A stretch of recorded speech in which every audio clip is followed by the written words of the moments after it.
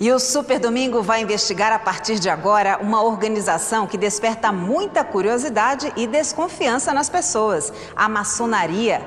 Pela primeira vez, templos e lojas maçônicas da América do Sul abrem suas portas às equipes de TV. Vamos conhecer de perto os rituais secretos e saber quem são os maçons famosos do nosso continente. Descubra agora no Super Domingo Net Geo.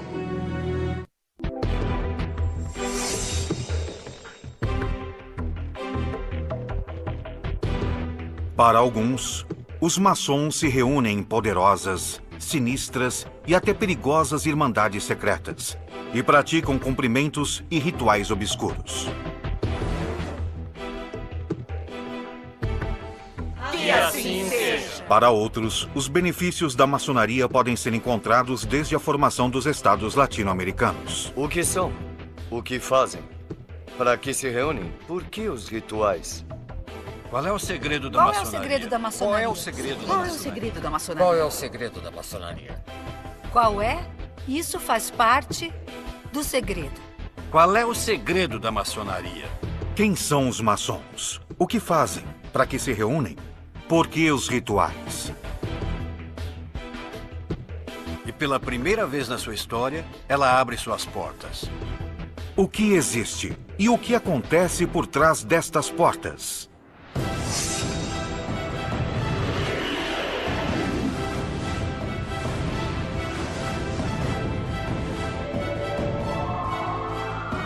Maçonaria, rituais secretos.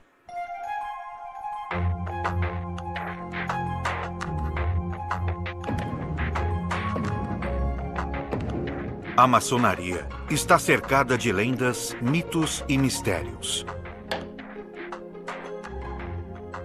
Quais são os segredos que ela oculta?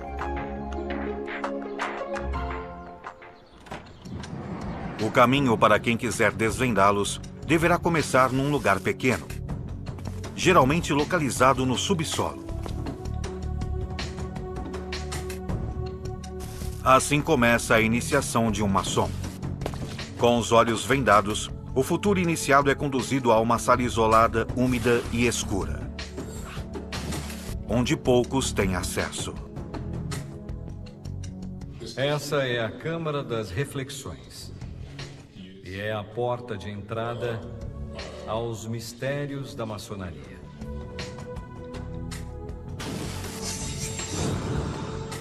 São mistérios que os maçons ocultam dos que eles chamam de profanos e que apenas podem ser revelados se preservarem a sua identidade. Quem pretende ser iniciado deve passar a noite ali, apenas com uma vela, sal e água, e refletir sobre sua própria morte, sua finitude e sobre a infinitude do universo.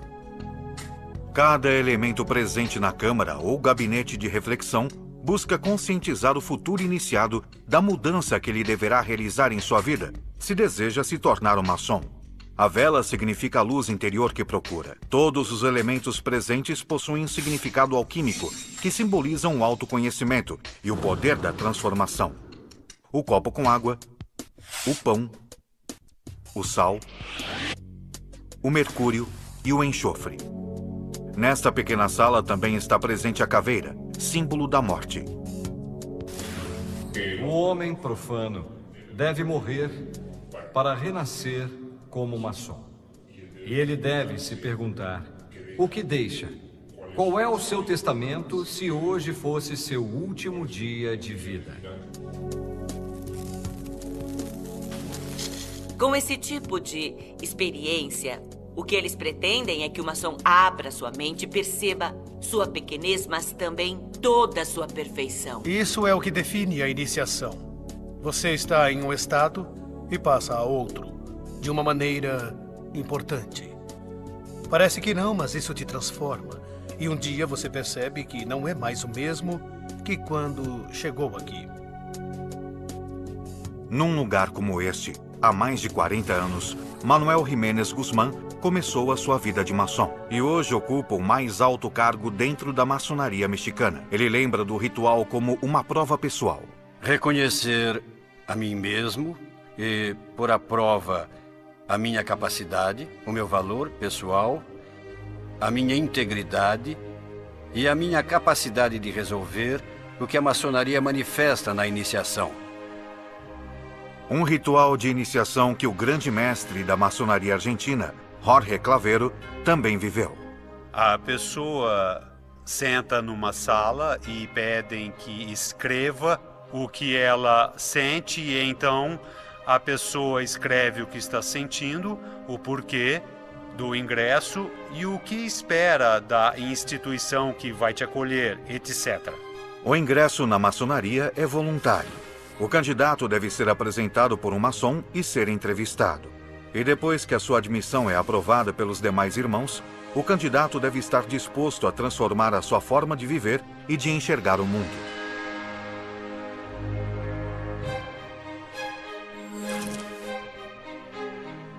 O Vitriol é um acróstico latino e significa: visite o centro da terra. Retificando-te, encontrarás a pedra oculta. Na câmara de reflexão, o iniciado tem a oportunidade de se arrepender e refletir sobre estas palavras. Se tens medo ou hesitas, abandona este recinto. Se és fraco ou não tens força de vontade, retira-te, ainda há tempo. E se decidir seguir, ele deve se comprometer a guardar um conhecimento secreto, ainda que nas piores condições. Esses mistérios são transmitidos através de rituais. Rituais que permaneceram por séculos nas sombras, ocultos em templos, escondidos do olhar do resto do mundo.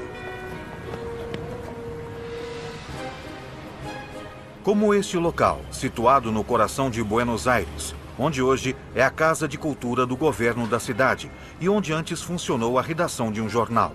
Ali podem ser encontrados uma série de símbolos maçônicos e uma sala misteriosa.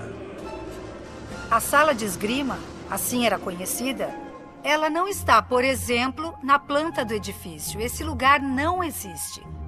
Não está na planta. Era muito estranho que, depois de jantar, os cavalheiros subissem todos vestidos de preto, com suas espadas para praticar esgrima ali. Andrea Romandetti é especialista em simbologia e foi quem descobriu este lugar. É extremamente inacessível. Você sobe por uma escada caracol. Primeiro, essa escada é um símbolo de ascensão. Eu posso garantir que quando a gente sobe, cansa, e cansa mesmo. Romandetti acredita que o local era um templo maçônico. E para entrar, tem uma portinha bem pequena, onde você tem que se agachar. Bem, aqui estamos na sala de esgrima, que foi um templo maçônico. Originalmente foi pintada de azul. As lojas eram pintadas de azul ou de vermelho. Ela era totalmente silenciosa. Não tinha luz, nem banheiros. O que levava os maçons a se esconder tanto? Que segredos escondiam? Estes são os mistérios que são revelados ao iniciado. Saindo da câmara de reflexão, começa a próxima etapa da iniciação. Sempre de olhos vendados, o iniciado chega pela primeira vez ao templo. Quando tiramos a venda, estamos ali, onde vemos a magnificência do templo e vemos os irmãos que nos recebem na loja. Mas antes de retirar a venda, durante a cerimônia, o iniciado é submetido a uma série de testes físicos e intelectuais. Alguns deles implicam em demonstrar que ali ele terá que abandonar as convicções que tinha e deixar claro que a decisão que terá que tomar não é uma decisão fácil, é um momento de muita reflexão. Para isso, na Argentina, são utilizadas estas estranhas cadeiras ou camas. Durante toda a cerimônia, o iniciado está vendado e escuta e sente as provas sem poder vê-las. Com esses exercícios físicos e mentais, é possível ver qual é a resposta da pessoa que pretende ingressar. São feitos uns testes que são definitivos para todos nós. E o melhor de tudo é enfrentá-los. Porque é o que permeia e ensina. E faz você amadurecer dentro da maçonaria no sentido que você começa do zero. E a partir da primeira iniciação, começa um caminho que pode chegar até 33 graus. Cada grau possui o que os maçons chamam de mito fundacional, que lhe dá sentido. Cada cerimônia é um ritual de passagem com ensinamentos distintos. Na América Latina, há dezenas de milhares de maçons organizados em distintas lojas e organizadas em distintos rituais ou vertentes. Algumas de origem local, como o rito nacional mexicano, e outras cujas jurisdições podem ser encontradas em organismos maçônicos europeus, principalmente franceses e ingleses. Atualmente, o rito mais praticado é o chamado escocês antigo e aceito. Do ponto de vista administrativo, a grande loja dirige os graus de 1 a 3, denominados simbolismos, são os graus simbólicos.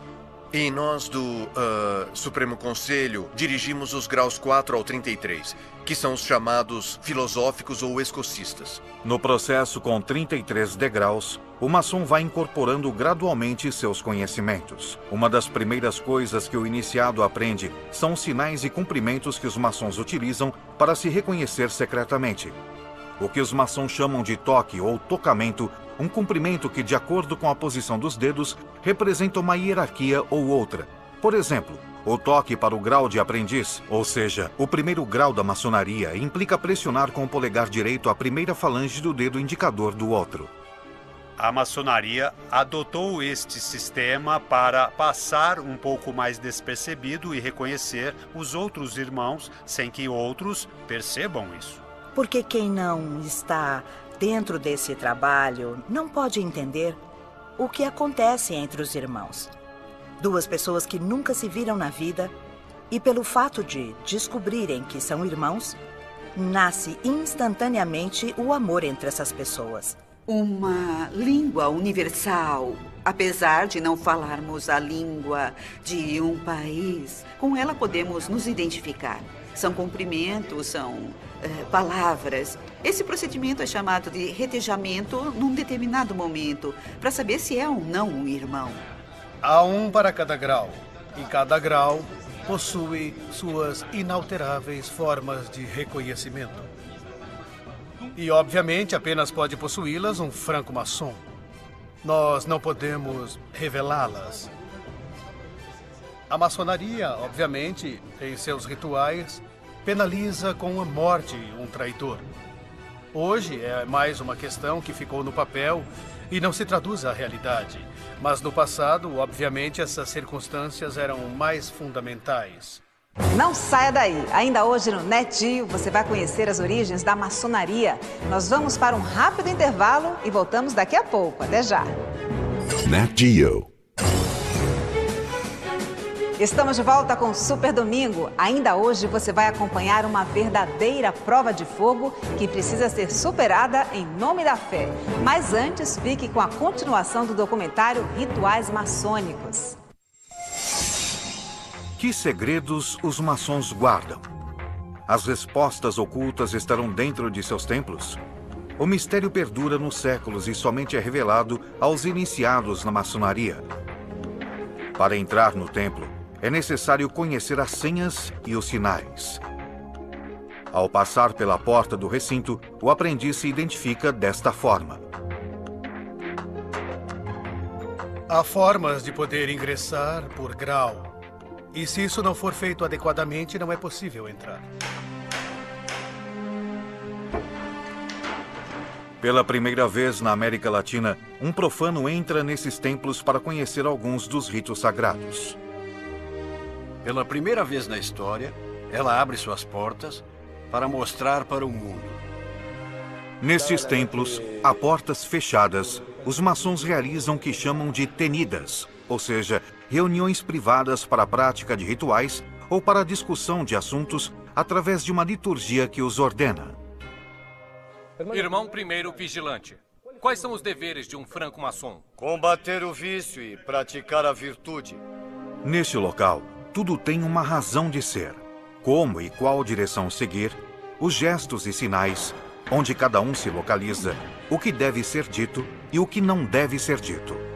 Os que estão sentados nas laterais falam primeiro. Os que têm mais experiência e estão sentados à cabeceira, no oriente, como nós chamamos, são os que falam no final. E ali, através do simbolismo, que é o nosso método de trabalho, de educação maçônica, vamos abordando diferentes temas. Irmão segundo vigilante, o que a maçonaria combate? A ignorância, a superstição e a tirania. Maçons se reúnem regularmente e também celebram rituais ou tenidas especiais, tanto abertas como fechadas, para diversos assuntos. Desde celebrar iniciações até cerimônias de reconhecimento conjugal ou rituais que giram em torno à morte.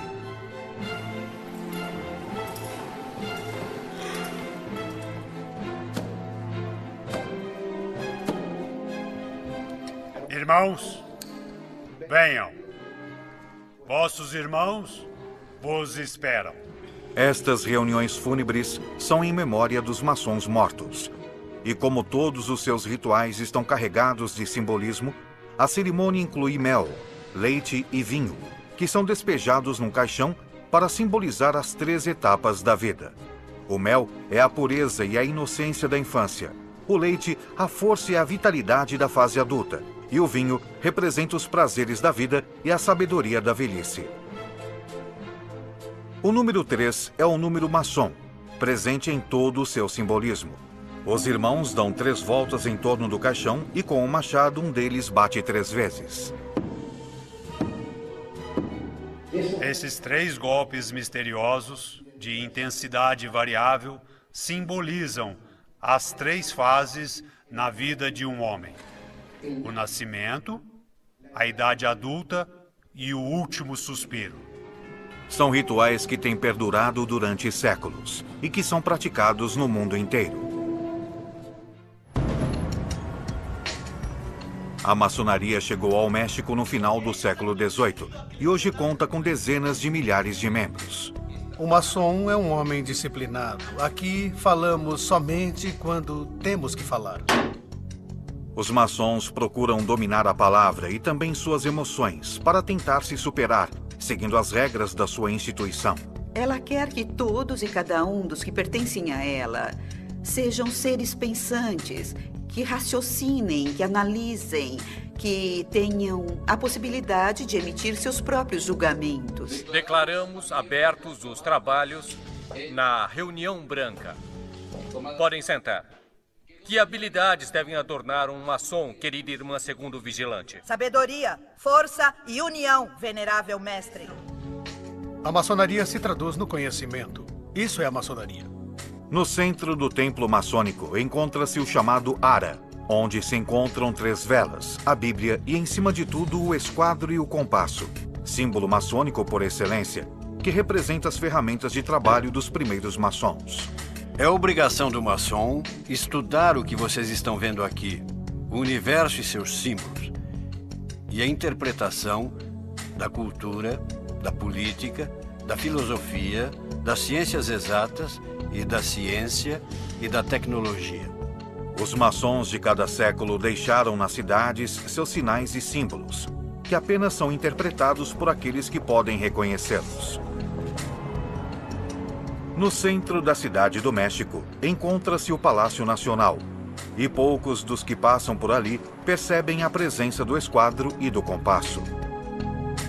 No teto do que foi o Congresso mexicano, encontra-se o triângulo com o olho, símbolo que para os maçons representa o grande arquiteto do universo.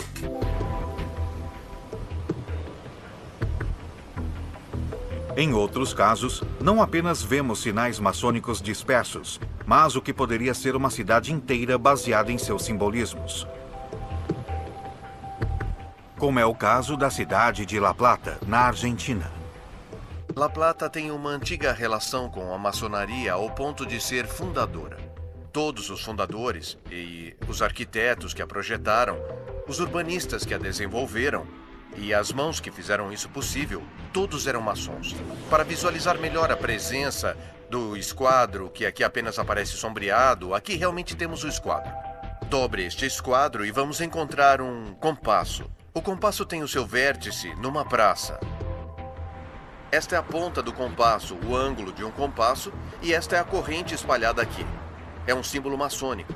E cada elo representa um dos maçons espalhados pela face da Terra.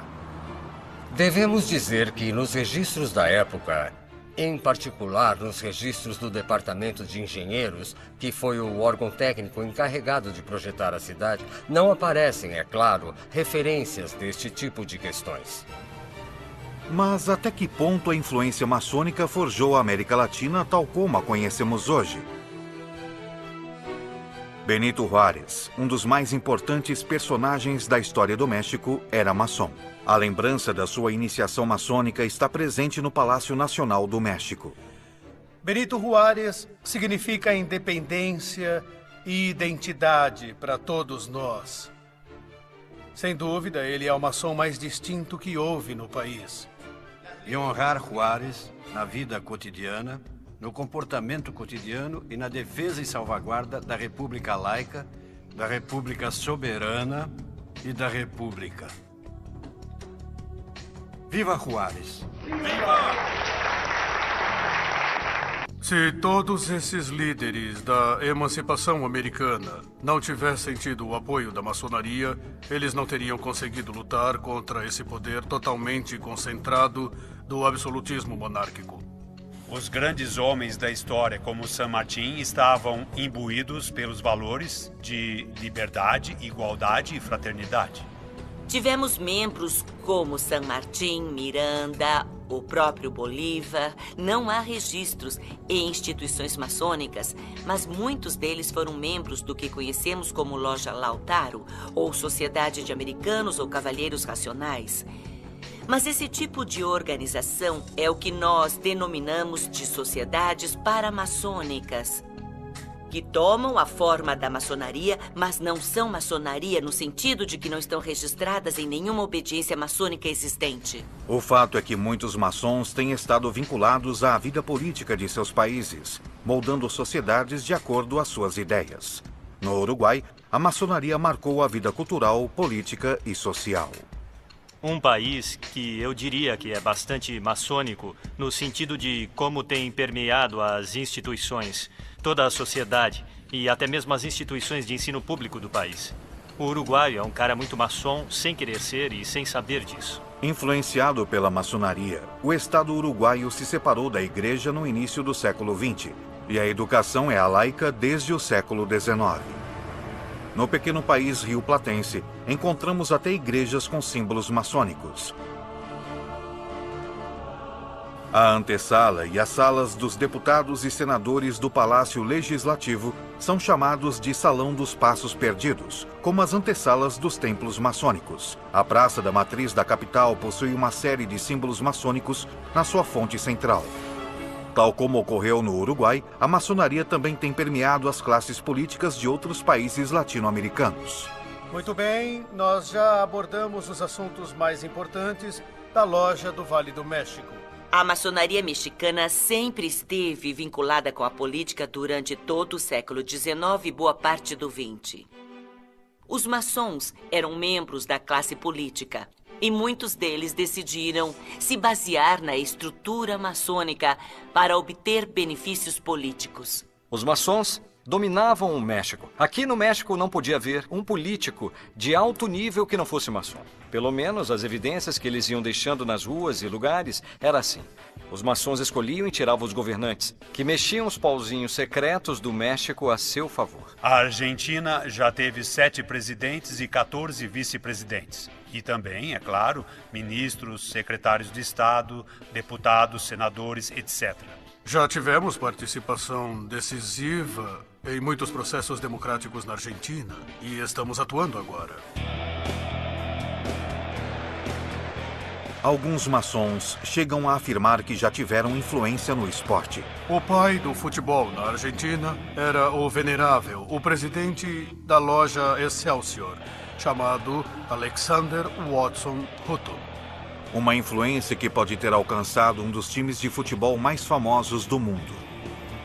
O River foi criado pela loja Liberi Pensatori, que eram italianos garibaldinos.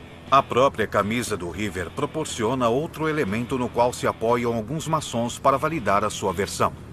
Pedro Martínez, influenciado por suas ideias maçônicas e sabendo que na Escócia os grandes mestres usavam uma faixa, teria sido então quem sugeriu a inclusão dessa faixa na camisa imortalizada ao longo da história do River.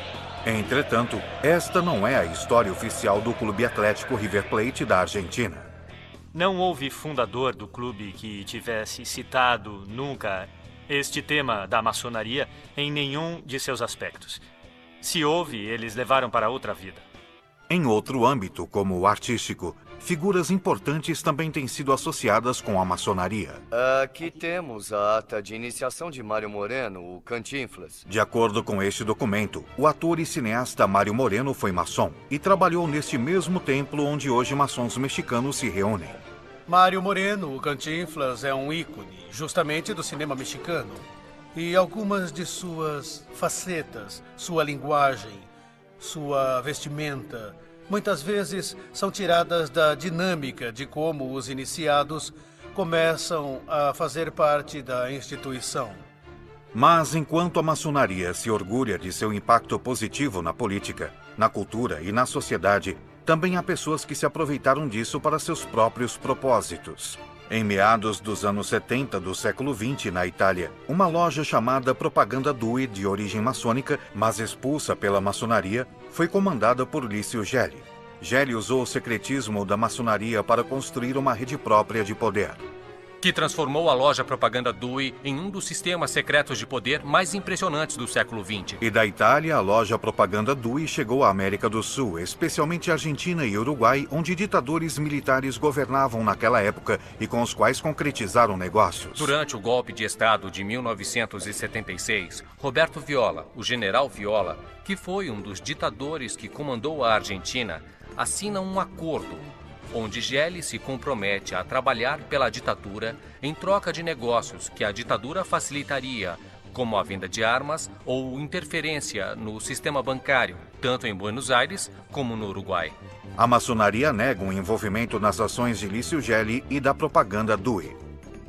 Usaram a maçonaria, a estrutura que ela tinha, para fazer uma organização mafiosa. A maçonaria em si não teve nada a ver com isso. A maçonaria permite que seus membros tenham uma rede de contatos como a que Gelli usou para seus propósitos pessoais. A mesma que muitos deles usam para ter sucesso em suas vidas pessoais. Os maçons estão em todos os lugares, em todos os partidos, em todas as universidades, públicas e particulares, em todas as associações. Se você ouvir a música de Mozart, como a flauta mágica, é uma iniciação maçônica. Se você ler literatura, Alexandre Dumas, em Memórias de um Médico, você está lendo a iniciação maçônica.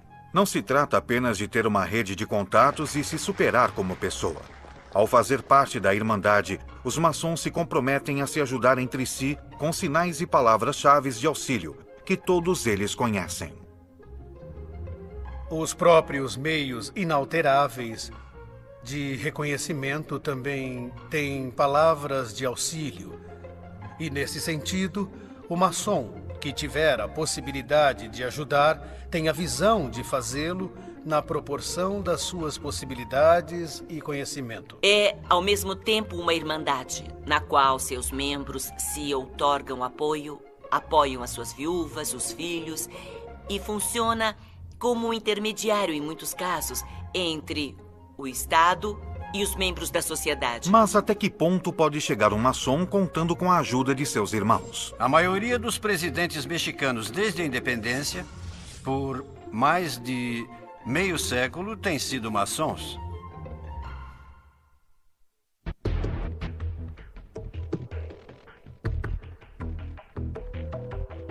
A maçonaria é uma sociedade iniciática que mantém seus ritos e cerimônias em segredo, abertas apenas para aqueles que decidem pertencer à organização. Para entrar em seus templos durante os rituais privados, é necessário que tenha realizado antes um rito jamais revelado, a iniciação. Porém, quem consegue ingressar, descobre ali uma longa série de símbolos que deverá estudar em seu caminho para o grau 33.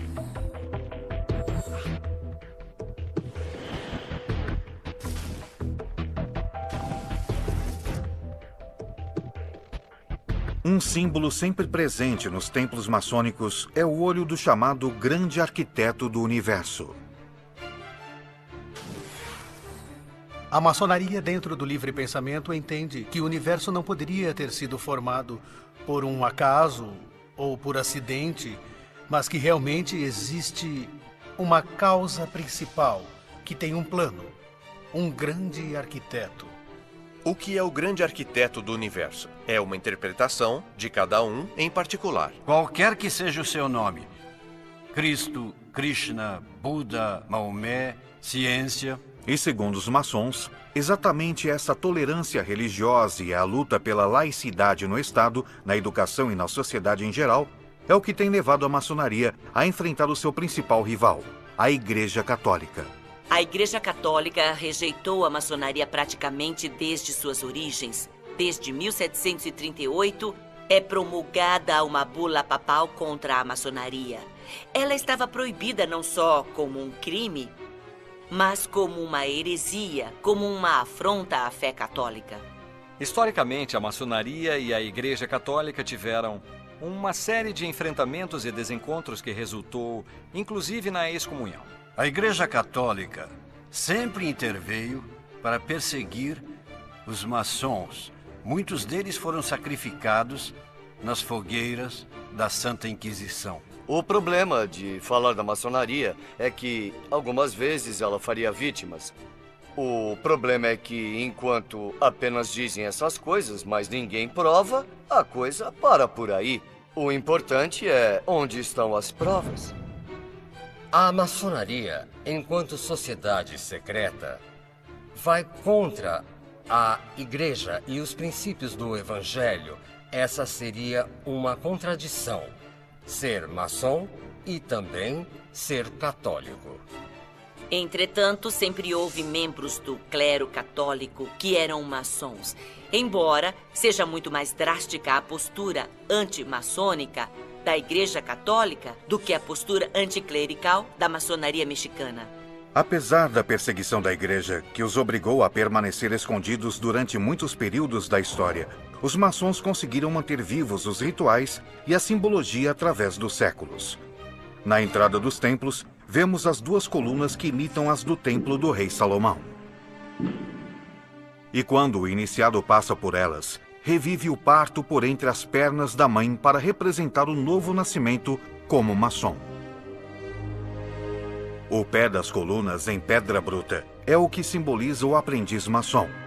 E a pedra polida, portanto, é o maçom que já domina os segredos e rituais. Diante das colunas com direção ao leste, encontra-se o lugar onde estão as autoridades da loja. O lugar é chamado de o Oriente.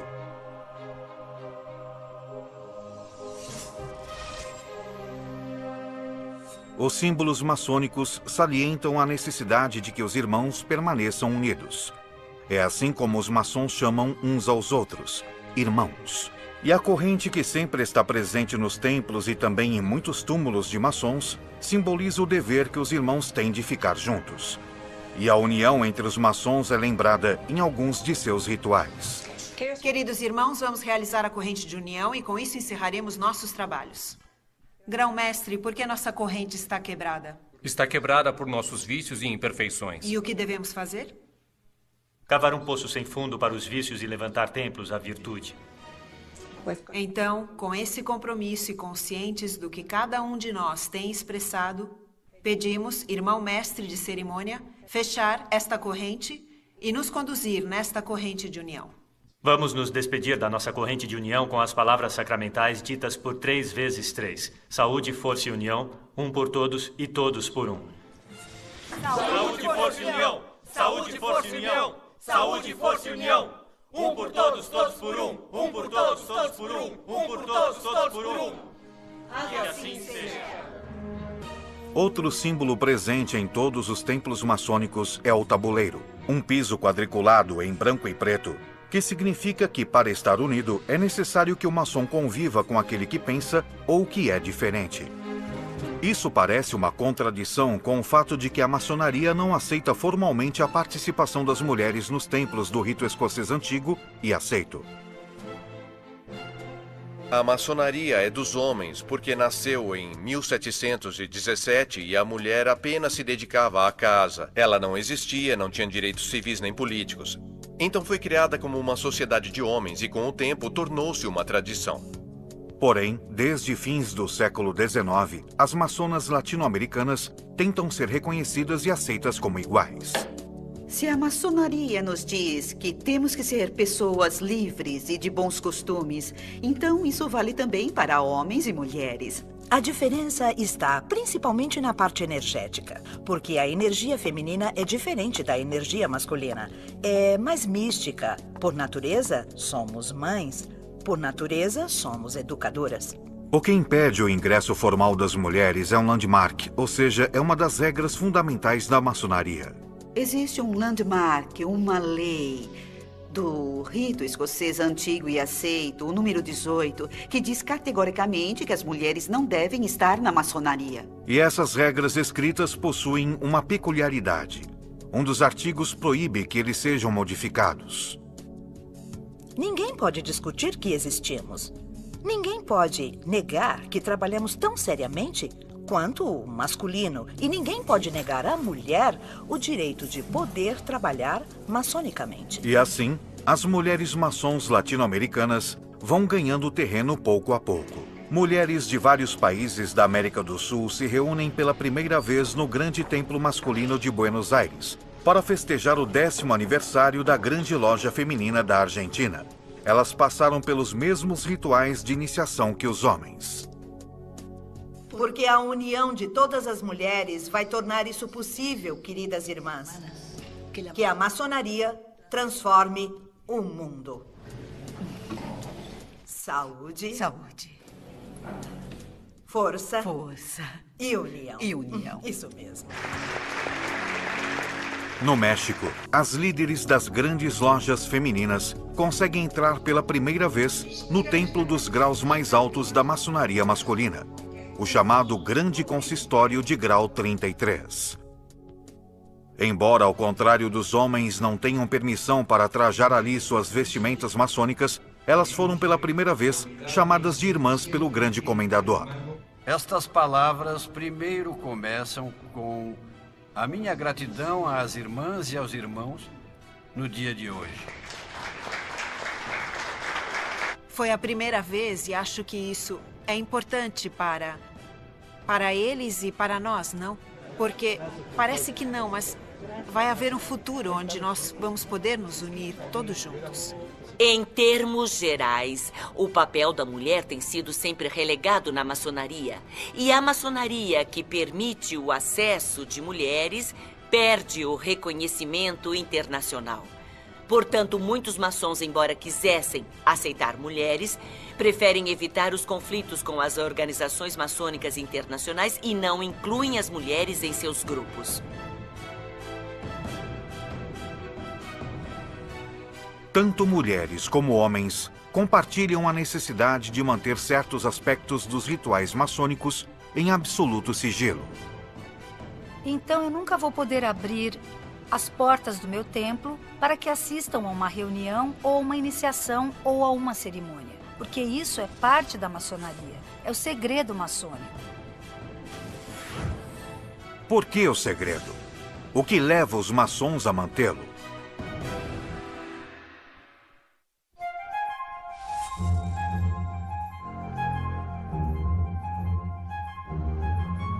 Durante séculos, os maçons têm permanecido ocultos, protegendo uma tradição que conservam desde a Idade Média. Um segredo que transmitem através de experiências de vida, nas iniciações e nas reuniões. Ao expressar nossos juramentos, expressamos também a discrição que devemos guardar para isto. Hoje temos aspectos disciplinares e leis criminais para, obviamente, poder controlar qualquer tipo de exposição de segredos da maçonaria e, obviamente, resultará na expulsão para sempre da ordem. Rituais têm um poder transformador, o que nós tão sagradamente resguardamos dos olhos dos profanos. Esse segredo é inviolável. Segundo os maçons, embora quisessem ou fossem obrigados a fazer isso, seria muito difícil revelar esses segredos. É muito difícil poder contar algo vivencial. É difícil contar a um profano e é difícil contar a um irmão. É quase como se eu pedisse para você relatar o amor que sente pelos seus filhos. O conhecimento adquirido dentro da ordem maçônica é um conhecimento pessoal, vivencial, que deriva da interação com outros membros e da ritualidade, e que apenas vivendo podemos adquirir. O conhecimento nasceu com os maçons originais na Idade Média, mas essa era uma organização diferente da atual. O que era chamado de maçonaria operativa eram as confrarias de construtores, as confrarias de pedreiros, arquitetos, todas as pessoas que se dedicavam à arte da construção. A palavra maçom vem do francês e significa pedreiro ou operário. Eles estavam encarregados de construir palácios, igrejas, castelos e pontes. E para isso, transmitiam os segredos da construção de um maçom para o outro. Durante o século XVII, ela vai se transformando, vai aceitando membros que não fazem parte da arte da construção. E são os filósofos, políticos, médicos, químicos, e começam a utilizar o espaço, a estrutura do que era uma confraria para gerar uma sociedade de pensamento, uma sociedade de ideias. Mas o vínculo com os maçons originais nunca se perdeu. Simbolicamente recebemos as ferramentas. E essas ferramentas são muito parecidas aos instrumentos que os pedreiros utilizam. Com essas ferramentas, nós temos que construir o templo da virtude que a instituição exige. Assim, o segredo da construção dá lugar a um mais complexo. O que supostamente está por trás dessas origens é esse segredo que os maçons possuem, esse conhecimento do universo, da natureza, do ser humano que vai sendo transmitido sozinho, de iniciado para iniciado e que supostamente os maçons preservam. É exatamente este segredo que faz com que a polêmica em torno da maçonaria continue viva. Há segmentos da maçonaria que são obscuros. E convivem com a sua parte mais positiva e que não quer ter nada a ver com essa vertente. Eles foram acusados de muitíssimas coisas, e de conspirações e de toda essa questão. Há muitos mitos e questões de maçons, de sua forma de comunicação, de sua forma de governar, de sua forma de levar a direção do mundo, é o que dizem. Muito além de mitos e teorias da conspiração, é inegável que a maçonaria tem sido um elemento-chave na história das sociedades latino-americanas. E, como tal, tem sido sempre não o motor da história, mas uma ferramenta com a qual a maior parte dos políticos, sobretudo os liberais ou os radicais, tem recorrido para consolidar seus projetos políticos. E os maçons garantem que também tem sido uma ferramenta de desenvolvimento pessoal para cada um deles. O meu caráter, a minha forma de pensar, de agir, não pode ser explicado sem pertencer à maçonaria. Eu tenho orgulho de ser maçom, porque eles me ensinaram a trabalhar livremente o meu intelecto e porque eles me ensinaram o caminho certo na vida. Eles me ensinaram a usar a razão na procura da verdade.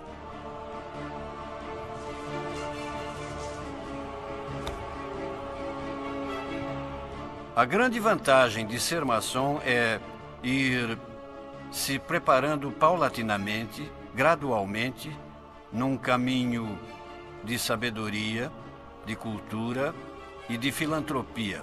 Que assim seja, comandante-chefe. Seus críticos ainda apontam falhas. Eles falam apenas uma parte. Falam de ritos de iniciação. Falam que qualquer pessoa pode ser maçom, inclusive bispos e sacerdotes. Mas no fundo a pergunta sempre fica: o que são? O que fazem? Para que se reúnem? Por que os rituais? As regras da maçonaria estão contra a transparência de abrir as portas de seus templos para a comunidade.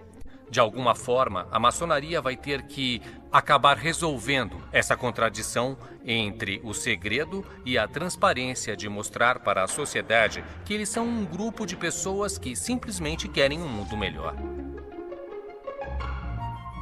Um por todos, todos por um. Um por todos, todos por um. Que assim seja. Enquanto a maçonaria mantiver muitos de seus rituais ocultos, impedindo que venham à luz, essas dúvidas certamente continuarão presentes em toda a sociedade.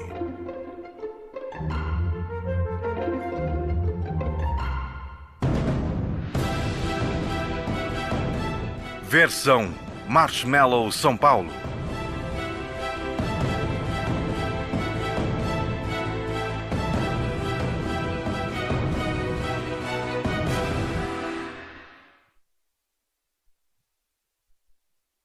Na sequência